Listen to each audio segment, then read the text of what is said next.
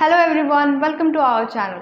तो वॉइस को क्लास को आज हम लोग आगे बढ़ाते हैं और जानते हैं different tense in passive, right. तो हम लोग अलग अलग जानेंगे, जैसे कि प्रेजेंट, पास्ट और फ्यूचर का। ठीक है, पैसिव कैसे बनाते हैं। जैसा कि मैंने आपको लास्ट वीडियो में बताया था कि अगर आप एक्टिव पढ़ चुके हो तो पैसिव बनाना काफ़ी ईजी हो जाता है, क्योंकि टेंस में अगर हम लोग टेंस अच्छे से पढ़े होते हैं और उसको जानते हैं, अच्छे से समझते हैं, तो वॉइस बनाना काफ़ी ईजी हो जाता है।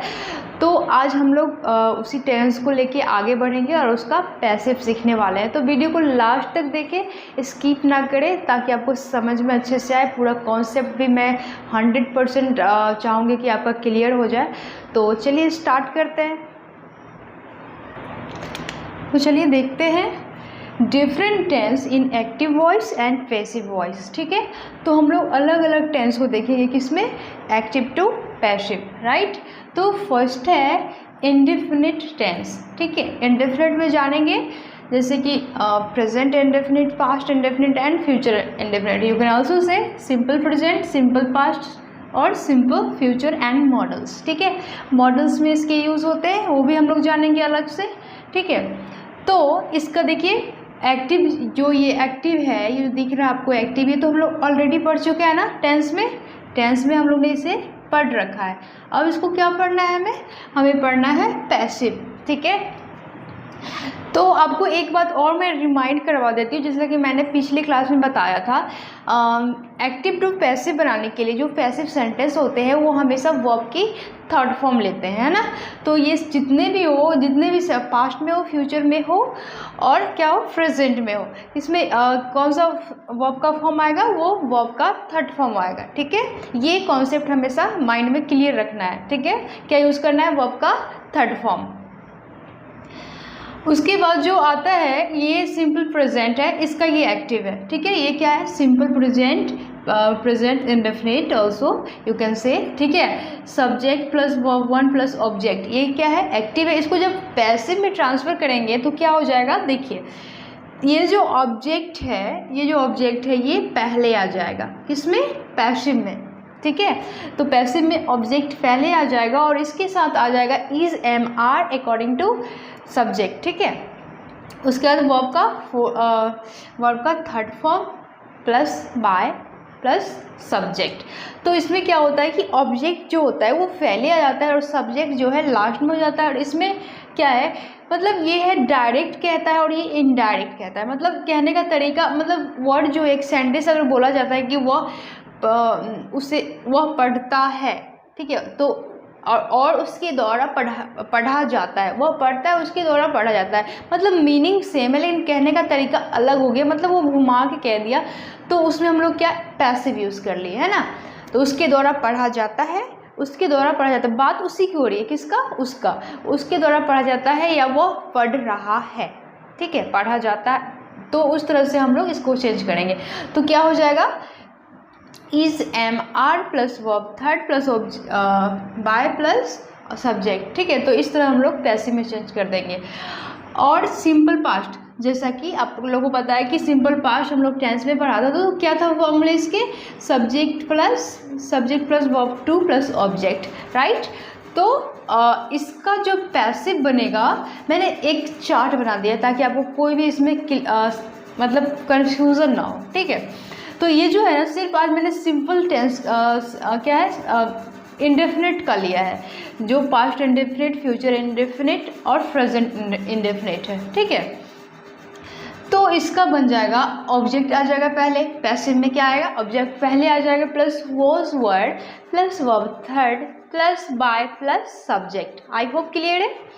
उसके बाद simple future, subject plus shall, will plus verb first plus object. तो ये सिंपल फ्यूचर का एक्टिव है। क्या है, सिंपल फ्यूचर का क्या है, ये एक्टिव है। जब इसको पैसिव में ट्रांसफ़र करेंगे तो क्या हो जाएगा, ऑब्जेक्ट पहले आएगा, shall, will plus be plus verb third plus by plus subject. ठीक है, तो क्या आ जाएगा, यहाँ पे बी आ जाएगा और ऑब्जेक्ट क्या हो जाएगा, ये जो ऑब्जेक्ट है उठ के यहाँ पे क्या आ जाता है, पैसिव में वो पहले आ जाता है। आई होप क्लियर है।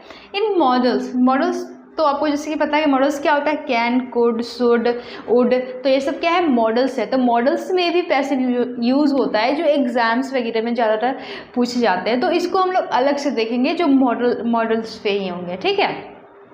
तो इसका भी उसी तरह बनेगा जैसे कि आप लोग मॉडल्स पढ़ चुके हो, सब्जेक्ट प्लस मॉडल, मतलब कैन, कुड, शुड, ठीक है, plus verb one plus object. जब इसको हम लोग पैसिव में ट्रांसफ़र करेंगे, ऑब्जेक्ट प्लस मॉडल, उसके बाद क्या इसमें क्या आएगा, बी आएगा, बी यूज़ होगा हमेशा, और वर्ब बी यूज़ होगा उसके बाद वर्ब का थर्ड फॉर्म, चाहे वो कोई भी पैसिव हो, क्या यूज़ होगा, वर्ब का third form plus by plus subject. तो ये सारे इसके फॉर्मूले हैं जो अभी आप देख रहे हो जो है इंडेफिनिट का।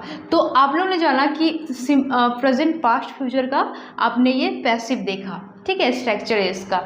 तो अब हम लोग चलिए सेंटेंस पे चलते हैं। तो यहाँ पे देखिए एक्टिव में they write a letter, they write a letter, वे लोग पत्र लिखते हैं, क्या है, वे लोग पत्र लिखते हैं। तो इसका पैसिव क्या बन जाएगा, उनके द्वारा पत्र लिखा जाता है। तो यहाँ पे क्या आ जाएगा, पहले letter, a letter is written by them. तो यहाँ पे देखिए वर्ब का कौन सा फॉर्म यूज़ हुआ है, वर्ब का थर्ड फॉर्म, ठीक है।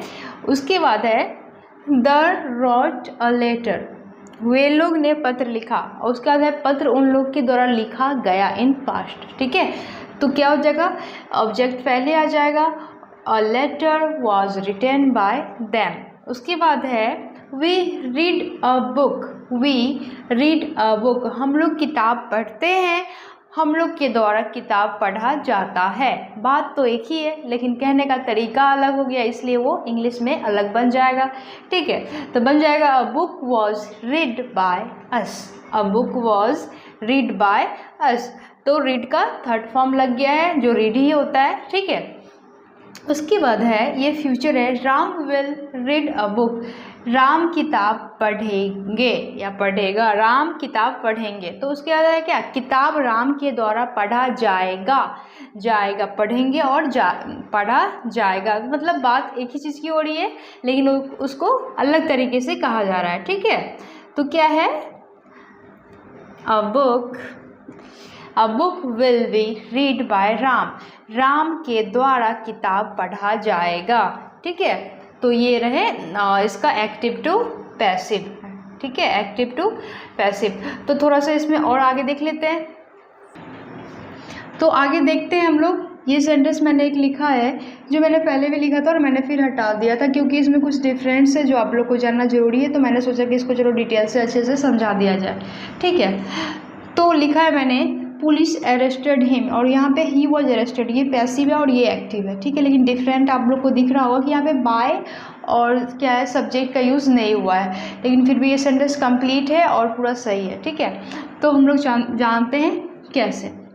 तो यहाँ पे लिखा है, देखिए यहाँ पे गौर से देखिएगा, certain action are done by particular subject only, निश्चित काम जो होता है एक पार्टिकुलर सब्जेक्ट के द्वारा ख़त्म किया जाता है, पार्टिकुलर सब्जेक्ट के द्वारा क्या होता है वो काम ख़त्म किया जाता है।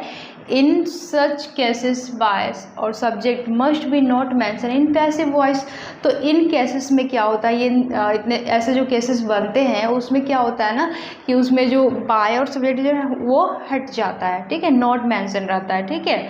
तो यहाँ पे क्या है, ही वॉज अरेस्टेड, वो कंप्लीट सेंस दे रहा है, कंप्लीट मीनिंग है इसका। तो यहाँ पे देखिएगा he was arrested bye police, ये नहीं भी लिखेंगे तो ये सेंटेंस क्या है, सही है, ठीक है। तो बस यही चीज़ यहाँ पे ये कहना चाह रहा है। तो ये हमारा एक्टिव है और ये पैसिव है। उसके बाद लिखा है एंड इफ